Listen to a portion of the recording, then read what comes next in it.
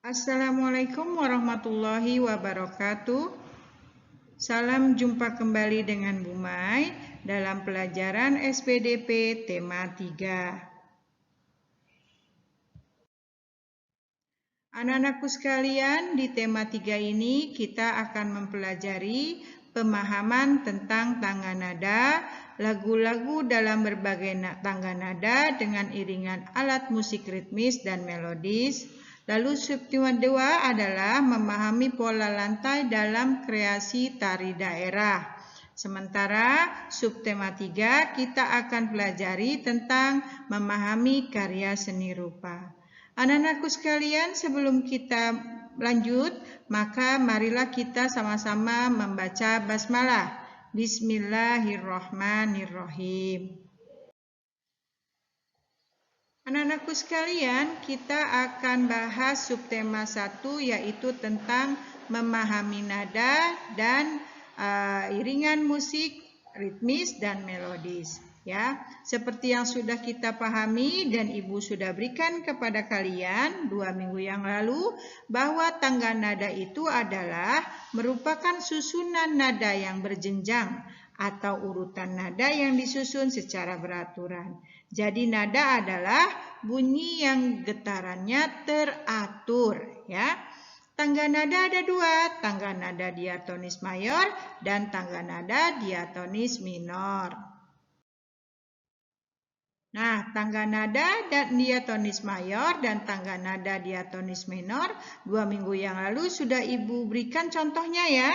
Ya, tangga nada diatonis mayor adalah tangga nada yang bersifat semangat, ya, bersifat gembira. Nah, kemarin Ibu berikan contohnya kepada kalian tentang lagu Maju Tak Gentar. Nah, sementara di sini Ibu berikan kalian contoh lagu Hari Merdeka.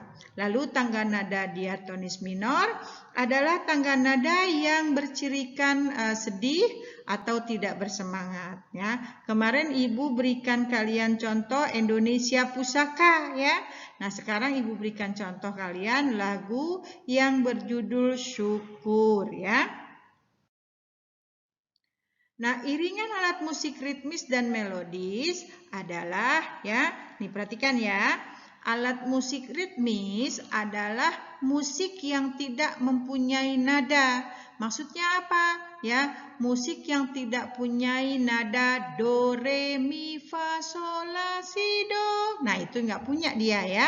Nah, ini alat musiknya adalah contohnya rebana. Kalian tahu rebana kan? Lalu kastanyet, rebab, ya, gendang dan lain-lain, ya, drum, ya, yang tidak punya nada, ya, itu namanya alat musik ritmis. Sementara alat musik melodis adalah musik yang mempunyai nada. Contohnya apa? Piano, gitar, angklung, pianika dan lain-lain. Pianika, ya, biasanya kalau kalian sekolah itu kita belajar langsung pianika. Lalu angklung walaupun alat musiknya terbuat dari bambu, tapi dia mempunyai nada do, re, mi, fa, sol, la, si, do, ya. Jadi angklung itu termasuk alat musik melodis, ya. Nah, subtema 2 kita akan membahas tentang pola lantai dalam kreasi tari daerah, ya. Nah, pola lantai ada 4 sayang. Yang pertama yaitu pola lantai horizontal. Nah, pola lantai horizontal ini adalah pola yang membentuk garis lurus dari samping, ya. Pola yang membentuk garis lurus ke samping dari kiri ke kanan. Contohnya apa? Tari saman. Tari saman dari mana? Dari Aceh. Yang kedua, pola lantai vertikal. Pola lantai vertikal adalah pola lantai yang membentuk garis lurus dari depan ke belakang, ya, dari depan ke belakang. Contohnya apa? Contohnya adalah tarian tarian serimpi, ya. Tarian serimpi dari Jawa Tengah. Nah, itu adalah tarian vertikal, ya. Pola lantai vertikal, ya. Nah, sementara pola lantai diagonal adalah pola lantai yang membentuk garis menyudut dari kiri ke kanan, ya. Contohnya apa? Contohnya adalah tari pendet. Tari pendet dari mana? Tari pendet itu dari Bali, ya. Dan yang keempat, pola lantai melingkar. Pola lantai yang membentuk garis melingkar, ya. Garis melingkar itu seperti apa? Seperti tari kecak, ya, seperti tari kecak. Tari kecak dari mana? Dari Bali, ya. Nah, anak-anakku sekalian, selain pola lantai, unsur yang teramat penting dalam memperagakan tarian ini diperlukan properti. Nah, kenapa? Karena properti sebagai penunjang tujuan dari tarian tersebut. Nah, apa sih yang disebut dengan properti? Properti adalah semua perlengkapan yang digunakan oleh penari saat menari. Nah, kalau nggak salah tentang properti ini sudah dijelaskan ya minggu yang lalu oleh Pak Eko. Iya. Nah, di sini Ibu berikan contoh sedikit ya. Contoh properti tarian. Yang pertama yaitu properti pada tarian kuda lumping. Nah, kuda lumping dari Jawa Tengah itu propertinya adalah kuda-kudaan yang terbuat dari anyaman bambu. Lalu yang kedua tari Pakarena. Tari Pakarena yang berasal dari Sulawesi Selatan. Menggunakan propertinya apa? Kipas, ya. Lalu apa lagi? Tari piring dari Sumatera Barat. Nah, itu menggunakan propertinya piring. Apalagi? Tari Rama dan Sinta. Propertinya apa? Panahan, ya. Nah, panah itu adalah propertinya. Tapi kalian ketahui bahwa yang namanya kostum atau busana itu bukanlah properti, ya. Kostum dan busana itu bukan properti. Tapi memang kan kalau orang menari atau bukan menari pun harus ada kostumnya, ya. Harus pakai kostum dan pakai busana, ya. Bukan properti, ya. Nah, di dalam subtema 3 kita akan memahami karya seni rupa, ya. Nah, Indonesia kaya akan seni rupanya, ya. Kaya akan seni rupanya seperti apa?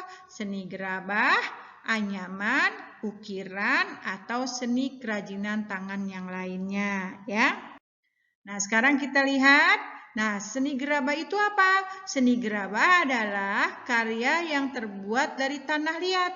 Seperti apa? Seperti kendi, vas bunga, keramik, dan lain-lain.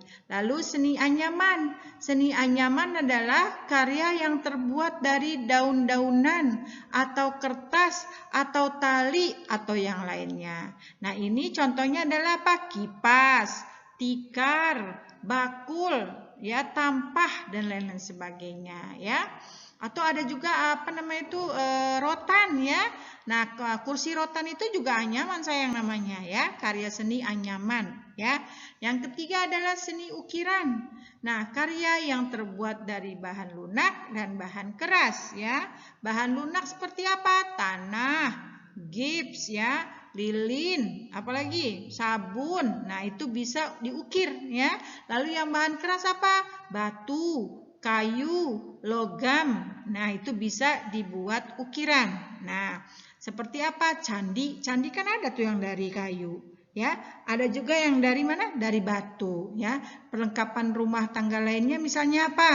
Nah, banyak banget, ya. Nah, ada beberapa, ya. Lalu apalagi yang keempat? Yang keempat adalah seni kriya. Nah, seni kriya ini adalah seni yang terbuat dari bahan yang lain seperti kertas dan bahan lunak lainnya. Dan seni ini biasanya dibuat atau karya berupa topeng. Nah, topeng itu bisa terbuat dari tanah, bisa terbuat dari semen, bisa terbuat dari gips, dan bisa juga terbuat dari kertas. Kertasnya diapain sayang? Kertasnya digunting boleh, dijadikan bubur boleh, lalu dibuat topeng yang ada cetakannya. Nah, seperti itu adalah seni kriya yang ada di Indonesia. Lalu anyaman apa? Anyaman adalah sebuah karya yang terbentuk dari lipatan dan tindihan bahan yang menjadi satu, ya.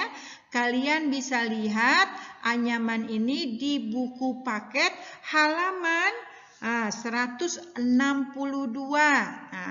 Di buku paket halaman 162 kalian bisa lihat, bisa baca dengan teliti. Nah, di situ ada 7 macam teknik anyaman. Yang pertama apa? Teknik anyaman 2 sumbu. Yang kedua, teknik anyaman 3 sumbu. Yang ketiga, teknik anyaman 4 sumbu. Yang keempat, teknik anyaman bilik atau anyaman kepang. Yang kelima, teknik anyaman teratai. Yang keenam, teknik anyaman cengkih. Dan yang ketujuh, teknik anyaman lilin, ya. Nah, anyaman ini bisa kalian lihat, misalnya ada rumah-rumah yang mempunyai pot-pot yang digantung-gantung. Nah, itu bisa dari 2 sumbu, bisa 3 sumbu, bisa anyaman kepang, ya. Nah, itu merupakan seni rupa anyaman, ya. Lalu topeng. Topeng apa itu topeng? Topeng adalah merupakan cerminan karakter atau sifat manusia. Biasanya topeng ini digunakan untuk peragaan tari. Nah, topeng itu ada macam-macam karakter sayang, ya.